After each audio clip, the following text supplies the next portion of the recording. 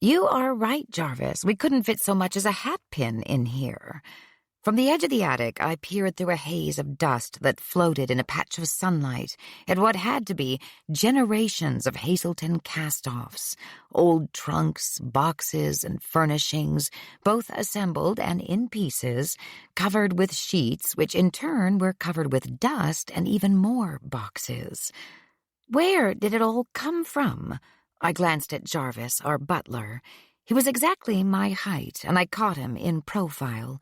Apart from a hawkish nose, the surface of his face was quite flat, until his lips curved in a smile, pushing round cheeks up and forward.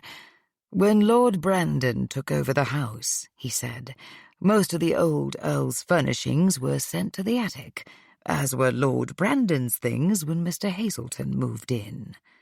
Then Rose and I moved in with our things, and more furniture was relegated to the attic. Mr. Hazelton, George, was my husband of 2 months. Rose was my 8-year-old daughter.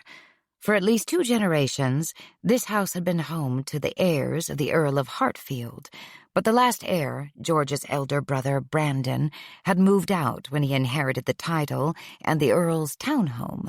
Since the next heir, Brandon's son, was only 10 years old, he would not be needing this house for several more years. George had taken over the lease on the house a year ago, and I had moved in when we married.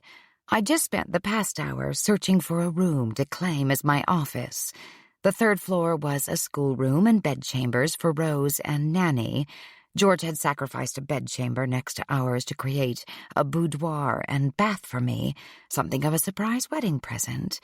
I needed a place to work, but felt a bit guilty attempting to lay claim to yet another space, and moving furnishings from that space to the attic was clearly out of the question. I glanced at Jarvis. Any ideas? "Why, yes, I do have a location in mind." Jarvis had a voice like the rumble of distant thunder. It gave his words a gravitas that had made me trust him from our first meeting, even if there was mischief in the hooded eyes that looked back at me. "Do tell. Allow me to show you."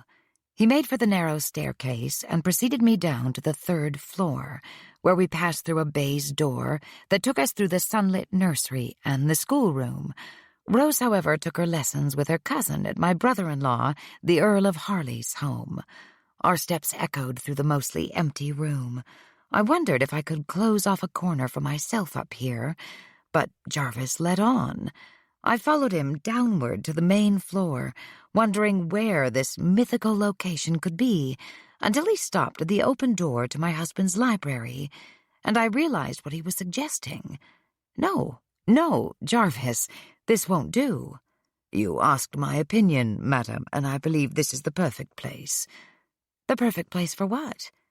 I peeked into the room. George stood and leaned over his desk to see what we were doing, hanging about in the doorway. His dark brows rose with curiosity, and the genial curve to his lips tempted an answering smile to my own.